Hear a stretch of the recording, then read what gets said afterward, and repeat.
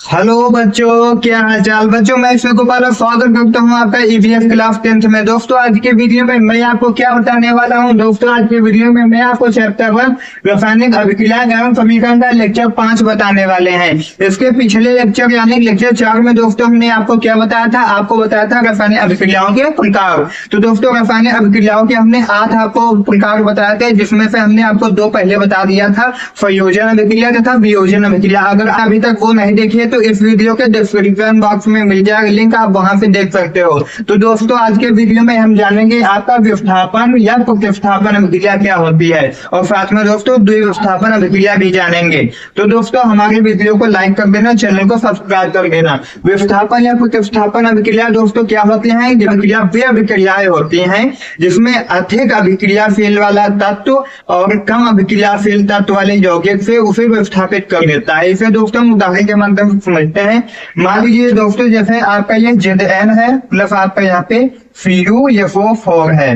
तो दोस्तों इसमें क्या होता है, इसमें ये जो आपका ZN है ये आपका अधिक अभिक्रियाशील तत्व है ना। ये आपकी ज्यादा अभिक्रियाशील तत्व है और ये कम अभिक्रियाशील तत्व है। तो दोस्तों जो ज्यादा अभिक्रियाशील तत्व होगा इस यौगिक से कम अभिक्रियाशील वाले तत्व को विस्थापित कर देगा। मान लीजिए दोस्तों एक कोई इंसान है जो बड़ा ताकतवर है और एक मासूम लाचार सा एक व्यक्ति है, वह अपने घर में रहता है। तो जो धाकड़ व्यक्ति है ना, तो वो उसके घर से उसे विस्थापित कर देगा, यानी कि उसे मार मोड़ कर बाहर भगा देगा। वही दोस्तों यहाँ पर है आपका क्या, यहाँ पर है आपका ZnCuSO4 है। यहाँ पे आपका हो जाएगा ZnCuSO4 और CO को ये बाहर विस्थापित कर देगा। तो दोस्तों यहाँ पे आपका ये क्या हो जाता है, ZnCuSO4 प्लस CO। इस प्रकार से एक धाकड़ व्यक्ति उस लाचार व्यक्ति को उसके घर से निकाल देता है, उसके घर में रहने लगता है। उसी प्रकार से ये ZN आपका ताकतवर है, ये CuSO4 को उसके घर से विस्थापित कर देता है और अपना खुद जाके यहाँ पे रहने लगता है। ये दोस्तों आपको वही बॉयफ्रेंड और गर्लफ्रेंड वाली बात हो गई ना। जैसे कि दोस्तों ये आपका क्या है, ये आपका बॉयफ्रेंड है और ये आपका क्या है, ये आपका गर्लफ्रेंड है और ये भी आपका बॉयफ्रेंड है। तो दोस्तों क्या करेंगे, ये जो बॉय है ये वाले बॉय को यहाँ पे विस्थापित कर देगा, इसके पास अपना खुद रहने लगेगा। तो आप समझदार हो, आप समझ ही गए होंगे। तो दोस्तों ये आपका उदाहरण के माध्यम से समझेंगे तो आपका अच्छे से समझ में आ जाएगा। तो दोस्तों इसकी हम परिभाषा देख लेते हैं। तो आपकी परिभाषा क्या हो जाएगी, विस्थापन तथा विस्थापन अभिक्रिया की अयस्वी अभिक्रिया। यहाँ पे हम लिखेंगे अयस्वी अभिक्रिया, अयस्वी अभिक्रिया जिसमें अधिक अभिक्रियाशील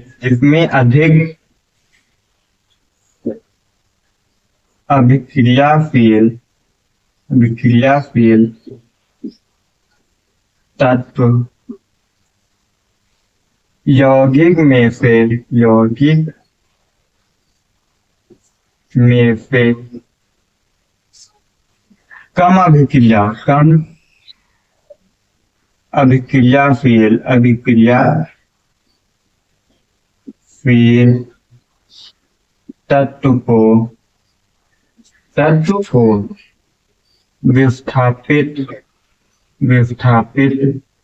विस्थापित कर देता है। तो दोस्तों यहाँ पे आपका क्या हो जाएगा कि ऐसी अभिक्रिया जिसमें अधिक अभिक्रियाशील तत्व यौगिक में से कम अभिक्रियाशील तत्व को विस्थापित कर देता है। तो दोस्तों उसे हम क्या कहते हैं, उसे हम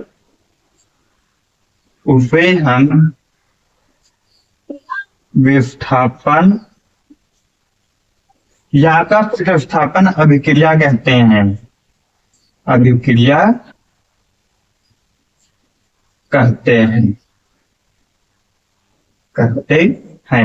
तो दोस्तों आपका ये परिभाषा यहाँ पे हो जाएगी, ऐसी अभिक्रिया जिसमें अधिक अभिक्रियाशील तत्व यौगिक में से कम अभिक्रियाशील तत्व को विस्थापित कर देता है। तो उसे हम क्या कहते हैं, उसे विस्थापन अभिक्रिया कहते हैं। अब दोस्तों इसका उदाहरण लिखेंगे। यहाँ पर दोस्तों हम लिखेंगे उदाहरण। तो दोस्तों उदाहरण में आपका क्या आ जाएगा, यहाँ पे आपका आ जाएगा ZN, यानी कि आपका ZN क्या होता है, आपका होता है जिंक। उसके बाद दोस्तों यहाँ पे प्लस लगाएंगे, यहाँ पे आपका हो जाएगा CuSO4 तो दोस्तों ये क्या होता है, कॉपर सल्फेट, कॉपर सल्फेट। उसके बाद दोस्तों ये क्या हो जाएगा यहाँ पर दोस्तों आपका ये जो Zn है ये आपका ज्यादा पावरफुल है और जो Fu है ये आपका कम पावरफुल है। तो दोस्तों आप एक बात सोच रहे होंगे कि ये कैसे पता चलेगा ये आपके जो तत्व है ये ज्यादा पावरफुल है कि कम पावरफुल है, ज्यादा अभिक्रियाशील है कि कम अभिक्रियाशील है। इसलिए दोस्तों आप कैसे पता करेंगे, ये दोस्तों आपका पता होगा आपकी एक सारणी होती है जिसमें आपके कम अभिक्रियाशील तत्व हैं उन्हें ऊपर रखा जाता है तथा जो सबसे ज्यादा अधिक अभिक्रियाशील है उन्हें नीचे रखा जाता है। और फिर दोस्तों हम क्या बोलते हैं, उसे हम बोलते हैं सक्रियता श्रेणी, सक्रियता श्रेणी। या दोस्तों इसे साथ में हम ये भी बोलते हैं विद्युत रासायनिक श्रेणी, विद्युत रसायन श्रेणी होता है दोस्तों। ये आपका क्या होता है, सक्रियता श्रेणी या विद्युत रसायन श्रेणी। तो दोस्तों आप यूट्यूब पर या कहीं भी सर्च करिएगा कि सक्रियता श्रेणी या विद्युत रसायन श्रेणी। जैसे दोस्तों आप सर्च करोगे तो आपको तत्व मिल जाएंगे कि कौन ज्यादा अभिक्रियाशील है और कौन कम अभिक्रियाशील है। इसे दोस्तों हम पढ़ेंगे आपका तीसरे चैप्टर में। ये दोस्तों आपका तीसरे चैप्टर में दिया गया है धातु अधातु वाले में।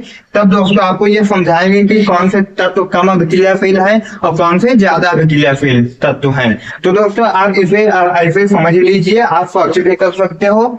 तो दोस्तों आपको पता चल जाएगा कि कौन सा कम अभिक्रियाशील तत्व है और कौन सा आपका ज्यादा अभिक्रियाशील तत्व है। तो दोस्तों आपका यहाँ पे जो Zn है ये ज्यादा पावरफुल है तो आपका ये Fu को भी स्थापित कर देगा। तो आपका यहाँ पे क्या आ जाएगा, यहाँ पे आ जाएगा Zn FO4, उसके बाद दोस्तों आपका प्लस Fu। तो दोस्तों Zn FO4 क्या हो जाएगा, जिंक सल्फेट। क्या हो जाएगा, जिंक सल्फेट। फिर दोस्तों आपका Fu क्या है, आपका कॉपर है। तो दोस्तों ये आपका एक उदाहरण हो गया। अब दोस्तों दूसरा उदाहरण देख लेते हैं। अब दोस्तों दूसरा उदाहरण आपका देखते हैं। दूसरा दोस्तों यहाँ पे हम मान लेते हैं आपका यहाँ पे क्या है, आपका यहाँ पे Fe है।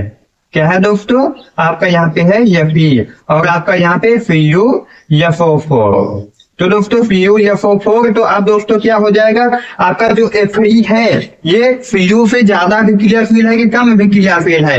तो दोस्तों आपका जो Fe है ये ज्यादा अभिक्रियाशील तत्व है। तो दोस्तों आपका यहाँ पे क्या हो जाएगा, ये Fu को विस्थापित कर देगा। तो यहाँ पे आपका क्या बन जाएगा, आपका यहाँ पे बन जाएगा Fe FO4 प्लस आपका Fu बन जाएगा।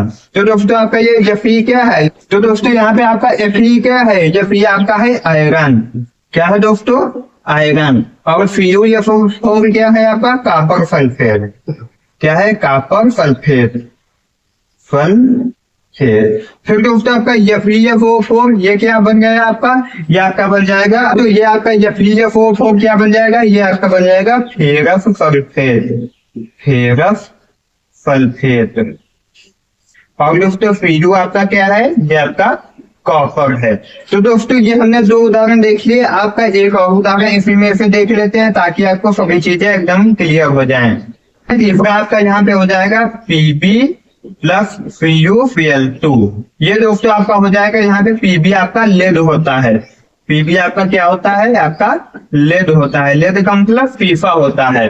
फिर दोस्तों FuCl2 आपका क्या होगा, कॉपर क्लोराइड। क्या होगा, कॉपर क्लोराइड। तो दोस्तों अब क्या इसमें होगा, आपका जो Pb है ये कम अभिक्रियाशील है कि ज्यादा अभिक्रियाशील तत्व है। तो दोस्तों आपका जो Pb है ये आपका ज्यादा अभिक्रियाशील तत्व है। तो दोस्तों ये Fu को विस्थापित कर देगा। तो आपका यहाँ पे क्या आ जाएगा, आपका Pb और यहाँ पे Cl2 आ जाएगा प्लस आपका Fu बाहर चला जाएगा। तो दोस्तों ये आपका क्या बन जाएगा, आपका ये लेड क्लोराइड बन जाएगा। क्या बन जाएगा, लेड क्लोराइड। और ये आपका कॉपर है। तो दोस्तों हमने यहाँ पे आपको 3 उदाहरण बता दिए हैं। आपको कुछ भी समझ में ना आया हो तो आप कमेंट कर दीजिए। एक बार आपको हम फिर से समझा दे रहे हैं, कोई पूछे या आपका प्रश्न आ जाए कि विस्थापन या प्रतिस्थापन अभिक्रिया क्या होती है। दोस्तों इसे विस्थापन भी कहते हैं और प्रतिस्थापन भी कहते हैं। तो दोस्तों हम परिभाषा में क्या लिखेंगे, ऐसी अभिक्रिया जिसमें अधिक अभिक्रियाशील तत्व यौगिक में से कम अभिक्रियाशील तत्व को विस्थापित कर देता है तो उसे हम क्या कहते हैं, उसे हम विस्थापन अभिक्रिया कहते हैं। उदाहरण दोस्तों आपका देख लेते हैं यहाँ पे आपका Zn प्लस FeO लिखा है। फिर दोस्तों इसमें आपका Zn ज्यादा अभिक्रिया फिल्टर तो है, तो ये FeO को उसके यौगिक से विस्थापित कर देगा, तो आपका यहाँ पे Zn बन जाएगा, FeO आपका बाहर निकल जाएगा। उसके बाद दोस्तों आप Fe प्लस FeO हो जाएगा। ये दोस्तों Fe आपका आयरन होता है, Fe भी आपका ज्यादा अभिक्रिया फिल्टर तो है, तो दोस्तों दोस्तों यहाँ पे Fe FeO को विस्थापित कर देगा, तो आपका यहाँ पे Fe बन जाएगा और FeO आपका बाहर चला जाएगा। तो दोस्तों आपका तीसरा उदाहरण आ जाता है Pb प्लस FeO तो दोस्तों उसमें Pb आपका क्या है, लेड आपका अत्यधिक अभिक्रिया फिल्टर तो है, तो Pb आपको FeO से विस्थापित कर देगा, तो यहाँ पे PbCl2 बन जाएगा और आपका FeO बाहर निकल जाएगा। तो दोस्तों ये आपका समझ लिया। आपके कुछ भी डाउट रह गए हो तो कमेंट कर देना, आप इसका स्क्रीनशॉट करना चाहते हैं तो कर लीजिए। अब दोस्तों आपका देख लेते हैं द्विविस्थापन अभिक्रिया। अब दोस्तों यहाँ पर आपका देख लेते हैं द्विविस्थापन अभिक्रिया।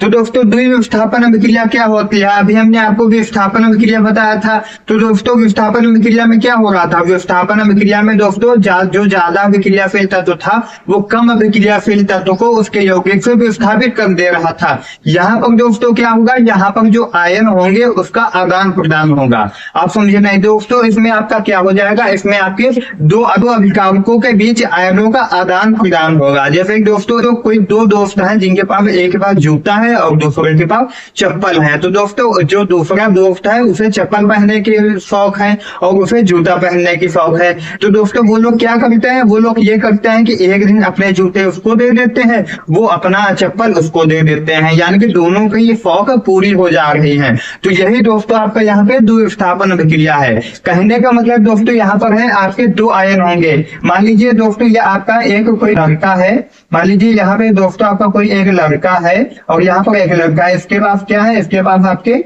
चप्पल है, क्या है दोस्तों, चप्पल, और इसके पास क्या है, इसके पास जूता है। तो दोस्तों ये लोग क्या करेंगे, इसे भी शौक है जूता पहनने की और इसे शौक है चप्पल पहनने की, तो दोस्तों ये लोग क्या करेंगे, रिप्लेसमेंट कर लेंगे एक दिन का, यानी कि ये जूता इसको दे देगा और ये चप्पल इसको दे देगा। तो दोस्तों यही आपकी यहाँ पर क्या है, द्विविस्थापन अभिक्रिया है। इसमें दोस्तों आपका क्या होता है, इसमें जो आपके आयन होते हैं, एक उदाहरण आपको समझा रहे हैं, यहाँ पर आपका उदाहरण हो जाएगा BaCl2 और यहाँ पर क्या हो जाएगा, यानी A2 यानी A2 ये दोस्तों आपका उदाहरण हो जाएगा। इसमें दोस्तों आपका क्या होगा, अब दोस्तों यहाँ पर आपका जो Ba है ये इसके FO4 से क्रिया कर लेगा और जो E है ये Cl से कर लेगा, यानी कि इनके अभिकारकों के बीच क्या हो रहा है, आयनों का आदान प्रदान हो रहा है। तो यहाँ पे दोस्तों क्या बन जाएगा, यहाँ पर आपका बन जाएगा BaFO4, यहाँ पे क्या हो जाएगा BaFO4 प्लस आपका यहाँ पे आयनों का आदान प्रदान हुआ, तो यहाँ पे NaCl हो जाएगा, यानी कि NaCl। ये दोस्तों आपका संतुलित नहीं है, इसे संतुलित भी करना होता है। कहने का अर्थ दोस्तों ये आपका होता है। तो दोस्तों इसकी परिभाषा क्या हो जाएगी द्विविस्थापन की, तो दोस्तों यहाँ पे हम लिखेंगे ऐसी अभिक्रिया जिसमें अभिकारकों के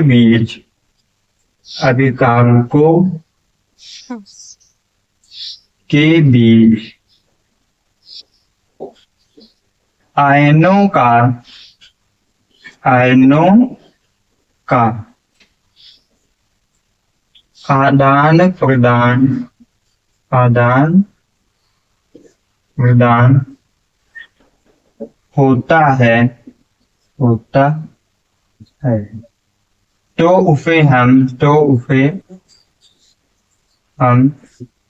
द्विविस्थापन अभिक्रिया कहते हैं। द्विविस्थापन, इसे दोस्तों यहाँ पर हम साफ कर दे रहे हैं।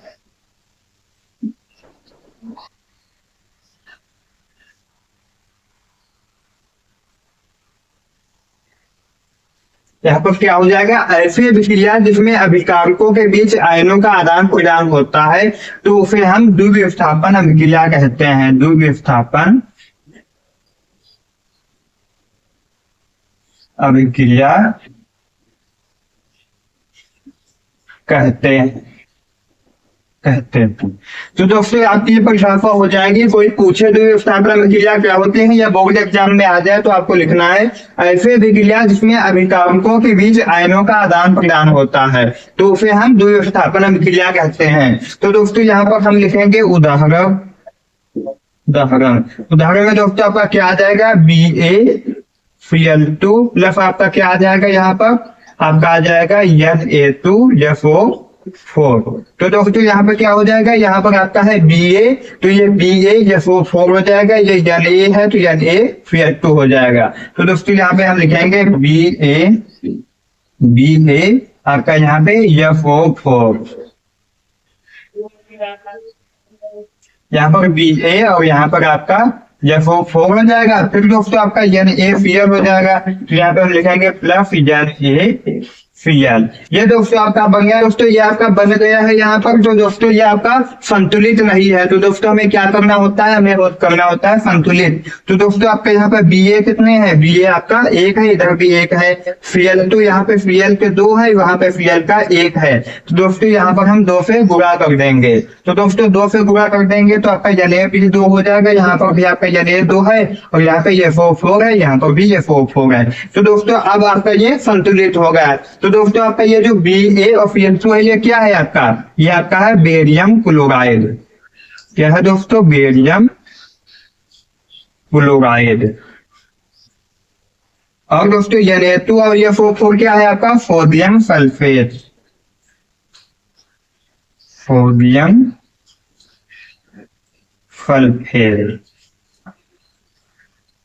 और दोस्तों आपका ये क्या यहाँ पे बना है, ये आपका बना बेरियम सल्फेट। Barium sulphate. और दोस्तों यहाँ पे NaCl आपका क्या है, सोडियम क्लोराइड, यानी कि आपका नमक, सोडियम क्लोराइड, सोडियम क्लोराइड।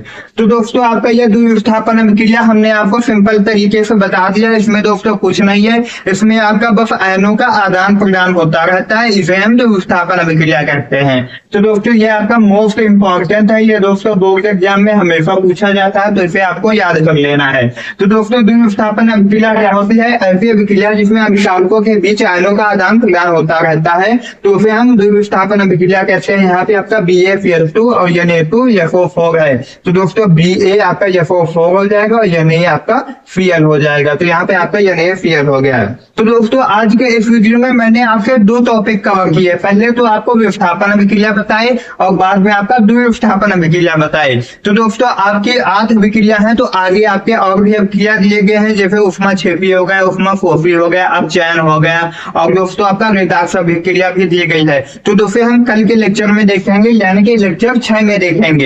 तो दोस्तों आज का ये वीडियो आपको पसंद आया हो तो वीडियो को प्यार से एक लाइक कर देना, चैनल पर पहली बार आए तो चैनल को सब्सक्राइब कर देना। दोस्तों हमारे चैनल पे बेहतर से बेहतर तैयारी करवाई जा रही है, आप प्लेलिस्ट एक बार जरूर चेक कर लेना। अगर दोस्तों आप इसका PDF नोट्स लेना चाहते हैं तो आप हमारे टेलीग्राम चैनल या व्हाट्सएप चैनल को ज्वाइन कर सकते हो। कहाँ पर ज्वाइन कर सकते हो आप, टेलीग्राम चैनल को, और साथ में दोस्तों आप व्हाट्सएप चैनल को ज्वाइन कर सकते हो, व्हाट्सएप चैनल को ज्वाइन कर सकते हो। ये दोस्तों आपको PDF इसी पे प्रोवाइड हो जाती है, कहाँ पर, टेलीग्राम चैनल और व्हाट्सएप चैनल को। इसका लिंक दोस्तों इस वीडियो के डिस्क्रिप्शन बॉक्स में मिल जाएगा। अगर दोस्तों कुछ भी डाउट रह गए हो तो कमेंट कर देना। मिलते हैं एक नए वीडियो के साथ, तब तक के लिए जय हिंद, वंदे मातरम।